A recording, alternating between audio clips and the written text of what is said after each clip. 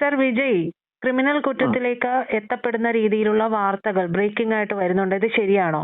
ഇപ്പോഴത്തെ നിലയിൽ അത് ശരിയാണ്. കാരണം ഇന്റലിജൻസ് വൃത്തങ്ങളുണ്ടല്ലോ, സ്റ്റേറ്റ് ഇന്റലിജൻസ്, കേന്ദ്ര ഇന്റലിജൻസ് വൃത്തങ്ങൾ ഈ വാർത്ത സ്ഥിരീകരിച്ചിട്ടുണ്ട്. അതായത് അദ്ദേഹം ഗവർണർക്ക് നൽകിയ കത്തുകളിൽ ഒരെണ്ണം AMMK അമ്മ മക്കൾ മുന്നേറ്റ കഴകം എന്ന് പറഞ്ഞ പാർട്ടിയുടെ ഒരേ ഒരു MLA ഉണ്ട്, S കാമരാജ്. അദ്ദേഹത്തിന്റെ എഴുത്താണ്, സപ്പോർട്ട് ചെയ്തുകൊണ്ടുള്ള എഴുത്താണ് വിജയ് ഗവർണറുടെ മുമ്പിൽ ഹാജരാക്കിയത്. പക്ഷേ ഈ MLA വിജയ് തട്ടിക്കൊണ്ടുപോയതാണെന്ന് പറഞ്ഞ് TTV ദിനകരൻ ഗവർണറെ അറിയിച്ചു. ദെൻ അവർ ആ എഴുത്ത് പരിശോധിച്ചു, എഴുത്തിന്റെ ഓതന്റിസിറ്റി, എത്രമാത്രം സത്യസന്ധതയുണ്ട് ആ എഴുത്തെന്ന് പരിശോധിച്ചു. ഉടനെ തന്നെ വിജയ് എന്ത് ചെയ്തു, ഒരു വീഡിയോ പുറത്തിറക്കി, ഇയാൾ എഴുത്ത് ഒപ്പിടുന്ന വീഡിയോ പുറത്തിറക്കി. അപ്പൊ ഇതെല്ലാം തെളിയിക്കുന്നത് വിജയ് സത്യസന്ധമായ മാർഗത്തിൽ കൂടി അല്ല 118 MLA-മാരുടെ പിന്തുണ നേടിയിരിക്കുന്നത് എന്നാണ്.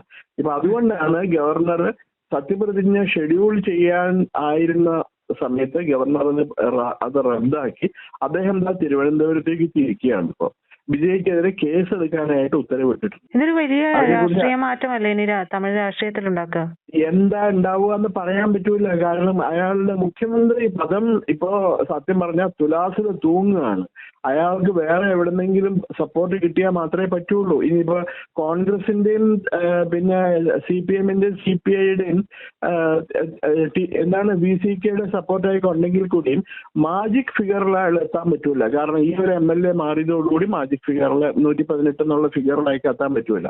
അപ്പൊ ഇത് ഇപ്പൊ അവിടുന്ന് ഞാനിപ്പോ സംസാരിച്ച ഒരു ഇന്റലിജൻസ് ഉദ്യോഗസ്ഥൻ എന്റെ അടുത്ത് ചോദിക്കണേ, എവിടെയെങ്കിലും കോൺഗ്രസും CPM-ഉം CPI-യും കൂടി ഒരു ഗവൺമെന്റിനെ സപ്പോർട്ട് ചെയ്തതും ആ ഗവൺമെന്റ് കാലാവധി തികച്ചതുമായിട്ട് ചരിത്രം എവിടെയെങ്കിലും ഉണ്ടോ എന്നാണ് അദ്ദേഹം ചോദിച്ചത്. ഇത് ക്രിമിനൽ കുറ്റമാണോ?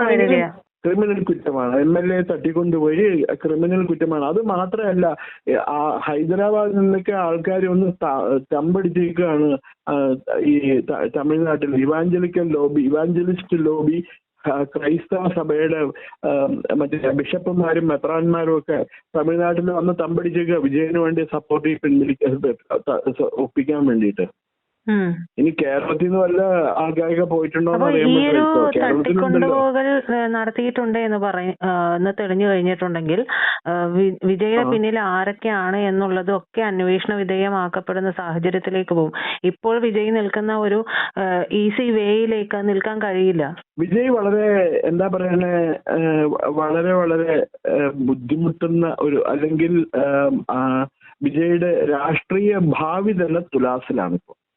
ഈ കാമരാജിനെ സംബന്ധിച്ചിട്ടുള്ള യഥാർത്ഥ വിവരങ്ങൾ പുറത്തു വരാതെ അയാൾക്ക് മുന്നോട്ട് പോകാൻ പറ്റൂല രാഷ്ട്രീയമായിട്ട്. കാമരാജ് തന്നെയാണല്ലോ ഇപ്പൊ ഈ വെളിപ്പെടുത്തൽ നടത്തിയിട്ടുള്ളത്.